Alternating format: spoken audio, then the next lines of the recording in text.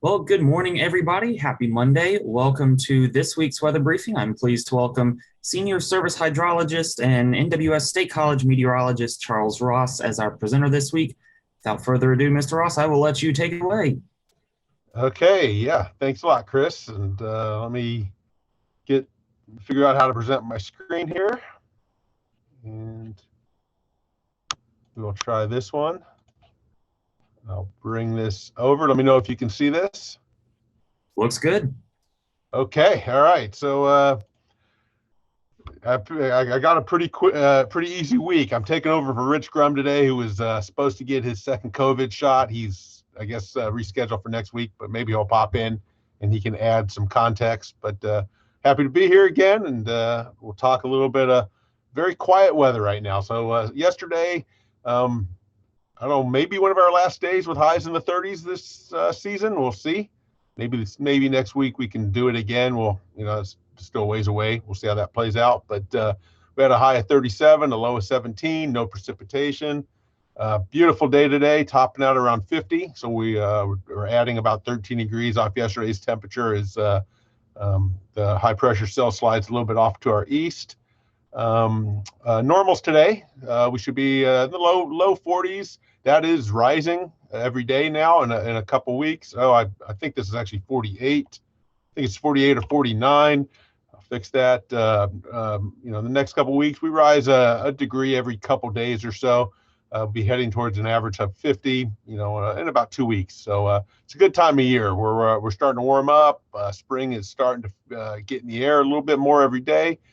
We average our usual somewhere between 3 and 4 inches of rain in March. Pretty much do that every month around here in State College. And normally we'll see about 10 inches of snow. It's a really hit or miss high standard deviation for March. Some years we pick up 20, 30 inches of snow, and often we see very little. Right now we're on the very little track. We'll look at the forecast. There's not really any big storms. There's been occasional model runs that have shown some potential snow here, but really nothing to hold our hat on. It is March 8th. We are still in snow season, and all of us that have been here long enough know that it can snow this time of year if you have the right conditions. So we're not out of the woods for big snows yet, but we're getting close.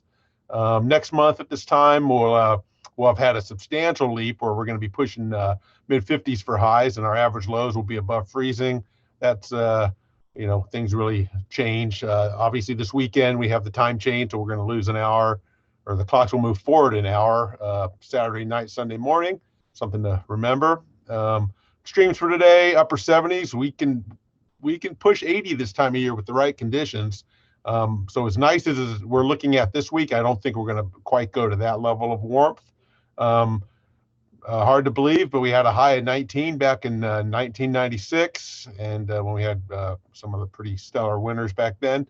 Our low min is in 2000, the same day we hit the 78, we only had a low of 51. So that was an exceptionally warm air mass that was in place, and been down to as low as 1 degree before back. I guess that would have been 1989, right before I got here as a student. So let's see here. We've had the rainiest day we've had is about a little under an inch, 1928, and we had 8 inches of snow that day as well. So that was a nice March snowstorm back in 1928.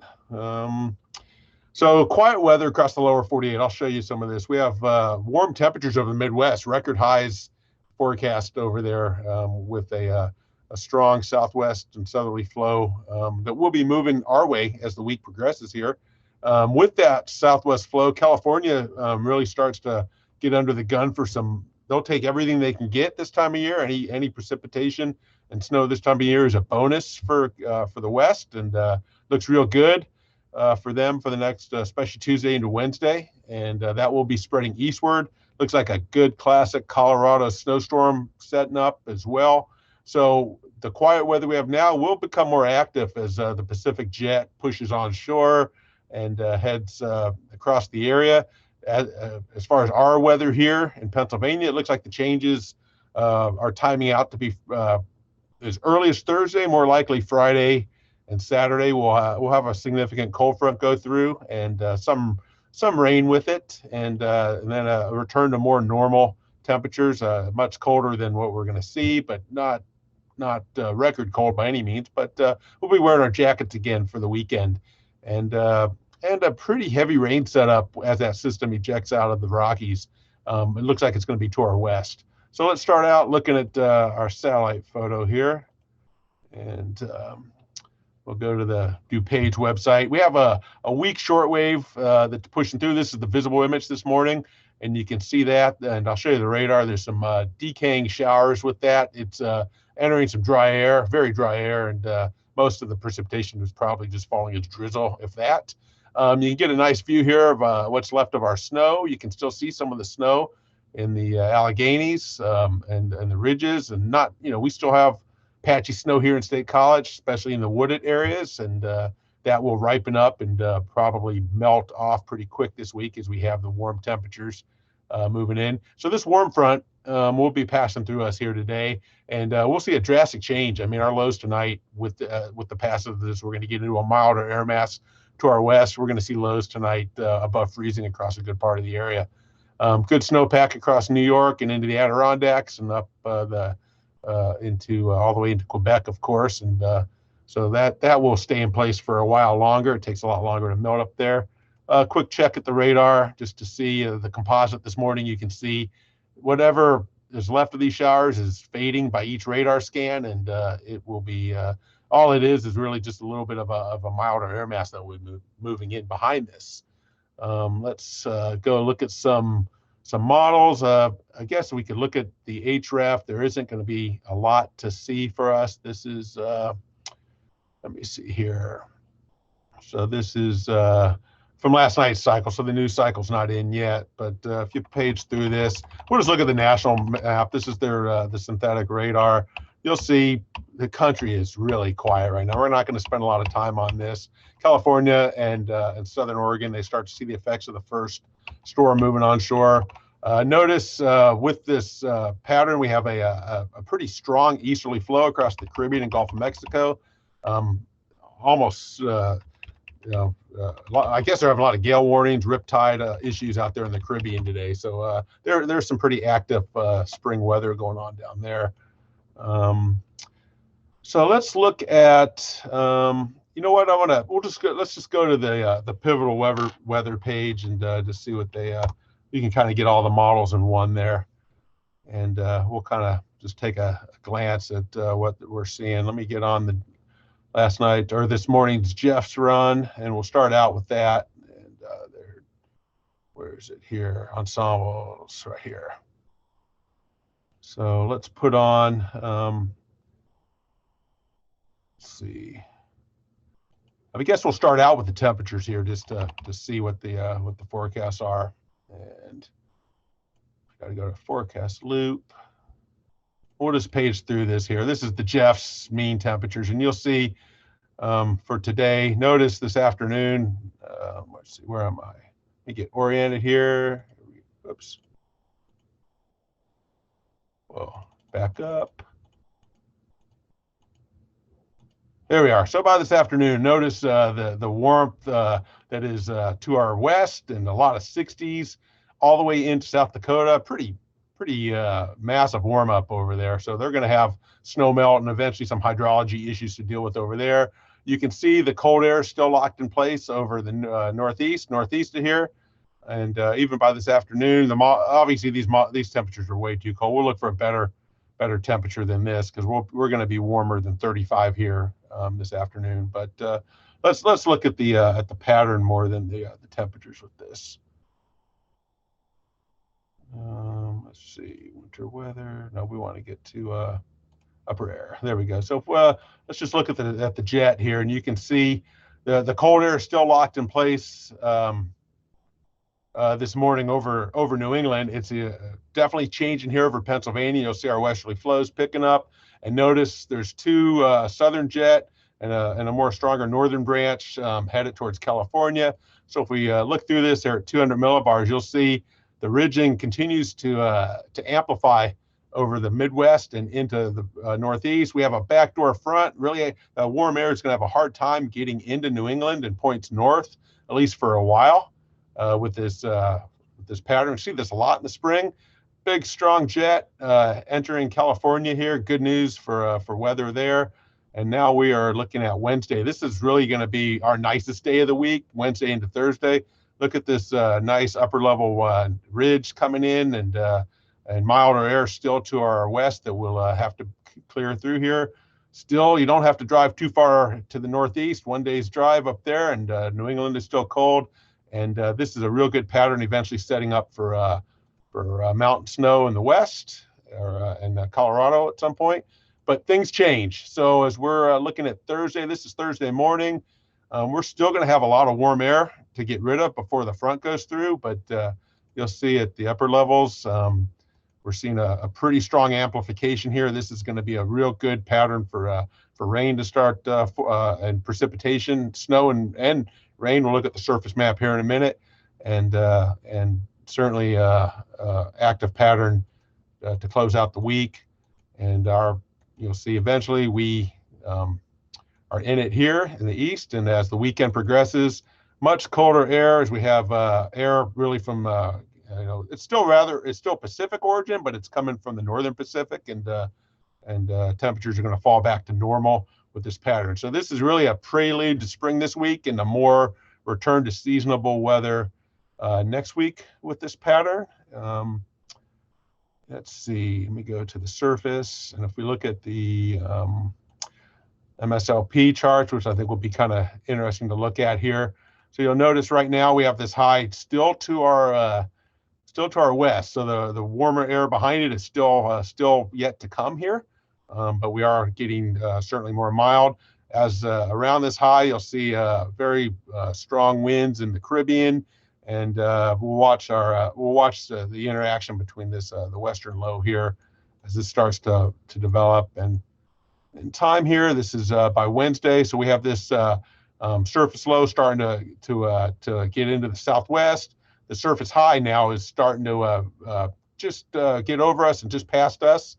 So with southerly flow developing, and this is by midweek, really good pattern. We got the high to the north and the low here, and eventually we're going to watch this develop a Midwest storm, and we'll put the precip on next and kind of finish out the Jeffs here in a second.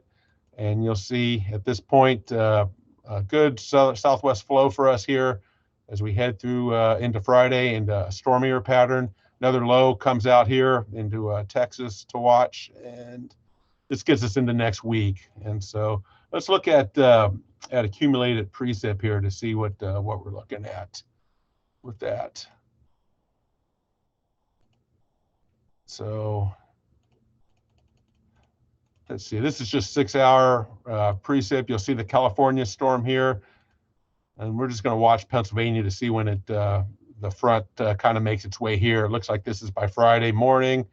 You'll see, again, look at it really, it kind of washes out as it gets towards us. We never get into the significant rain, but again, over the Midwest where they've had the combination of the snow melt and this rain from this system, there's going to be hydrology issues across that area again. Hopefully not as further south as into Tennessee and Kentucky is where the last event was last week, but it's going to also rain there as well. So the Midwest is really going to be the more interesting weather through the week. Now, by next week, there's another weather system we're going to be tracking. And as we get into a more active pattern with that zonal Pacific flow, we're going to be tracking weather systems all next week. And if you look at, let me see, if I just put on the latest GFS run, actually we'll look at the Euro high res. You'll see what we're talking about if we put on the let's see. I'm much better with AWIPs at our office, but I can't present that, so I apologize for some of this. Let's try the, let's see, where am I here? Surface. I'm looking for a surface precipitation chart on here. I know they have it here. It's the precipitation type, rate in the middle. Okay, let's see. Down a bit. There you go. Thank you. There we are. That's what I was looking for. I knew I'd Thanks for the help. So here's the euro. So we'll compare what we saw with the Jeff to the high-res euro that we have here. And again, notice the strong onshore flow here on Wednesday morning into California, and the kind of the complicated pattern with the surface high dropping down into the Rockies. We are high and dry here. Beautiful Pennsylvania spring weather, and we'll watch this as the pattern again starts to translate. We're not looking at strong fronts. I mean, you have the cold low up here, but we certainly see a frontal boundary that will push through here, and it looks like Thursday night, Friday is the timing for this, and then there's the a more stronger system that gets organized here to end the week, and we'll be watching that next week. So we have a pretty long period of not much weather. High pressure kind of builds in behind the front this weekend. A colder high, with the 1035 high over southern Quebec and western eastern Ontario. So the next front certainly looks a little bit stronger here, and that one comes in on Tuesday. And even some of the models hint that it could have enough cold air with it, with the high to the north, that we could see either snow or mixed precipitation with it.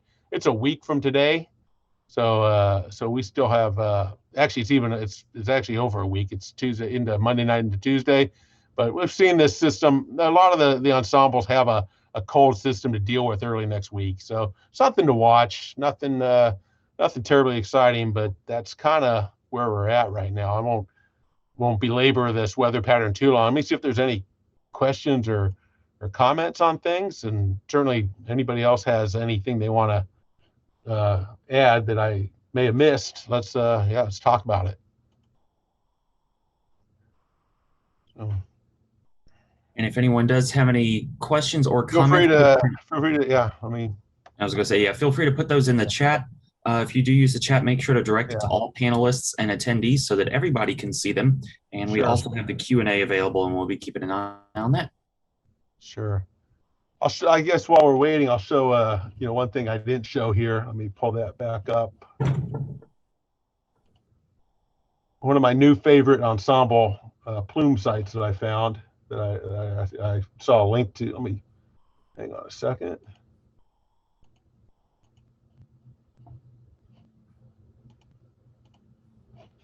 I just have to find there we go.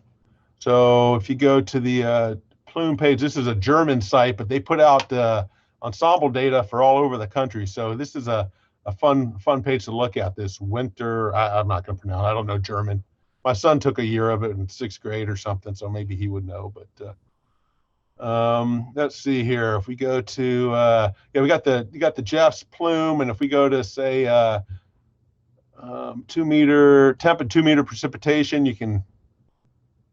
Oh, first of all, we have to select. We got State College selected here, and just give it it's usually pretty fast, except on my work computer, and it slows down. So here we go. So here's the Jeff's 2 meter temperatures. What I like about this page, you should be able to highlight over this, and I'm not able to right now, but you can see the operational and the ensemble mean, and so you get an idea what the models are doing, and they're certainly warming us up. Let's see, Monday, Tuesday.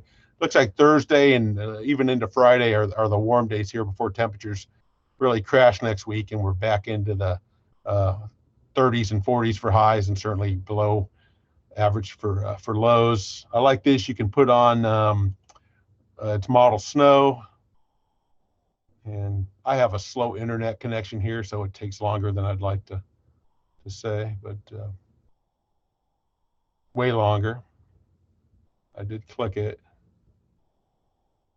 So when I'm at home on my fast internet, it's pretty much instantaneous, but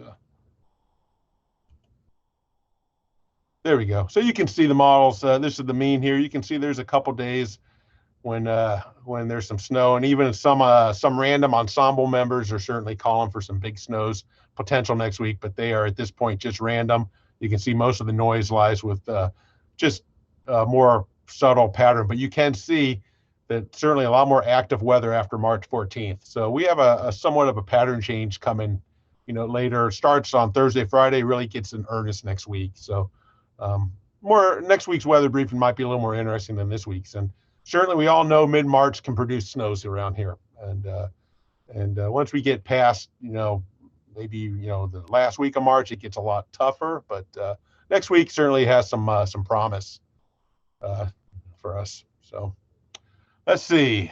Bill saw a lot of snow on the north side of Tussey. Yeah, 6 inches. So yeah, Rich. Oh, good. Rich is on. So yeah, he had the same thing. I know he was telling me he was hiking up behind Tussey and needed the crampons to walk on a little bit. So discontinuous. Yeah, and I would agree, Rich. I don't think we have a significant hydro snowpack in Pennsylvania, and we do in New York in the headwaters of the Susquehanna that we'll watch. But with a week like this, without rain, it's hopefully it's a rather orderly melt. I am not really too concerned about flooding. We certainly don't have any high QPF events that would help at this point in time. And even next week, when we get the weather, it should be, it might even be snow up north of here.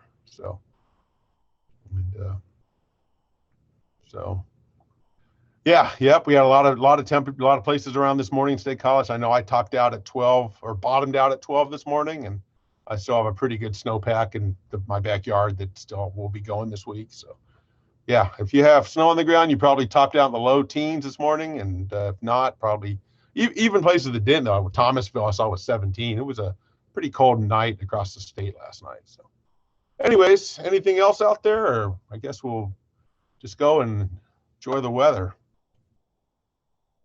Yeah, Marissa, 13 this morning, a lot of snow back in her side of town. And yeah, Rich, right on. Good time for the cyclists to be getting on the roads again, and hopefully they'll get the road crews out and get the roads cleaned up pretty soon. I think maybe we should wait one more week before we truly declare winter over here. We'll have to see if there's anything exciting that can happen in next week's pattern, but we're close.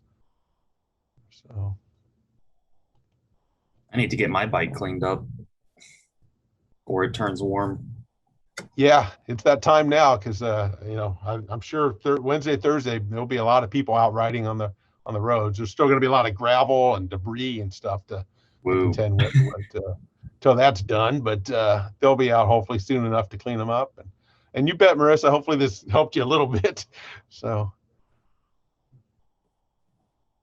all right. Well, all right, we'll all carry on.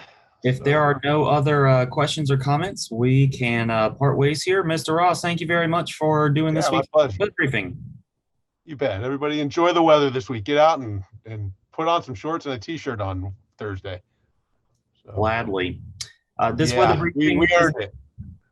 Yeah, this weather briefing and all other weather briefings will be archived on the Campus Weather Service YouTube page. That's youtube.com/Campus Weather Service.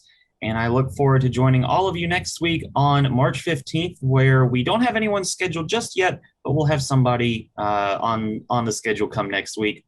That'll be same time, same place, 10:15 a.m. Eastern Daylight Time. And I look forward to seeing you all next week. Have a great week, everybody.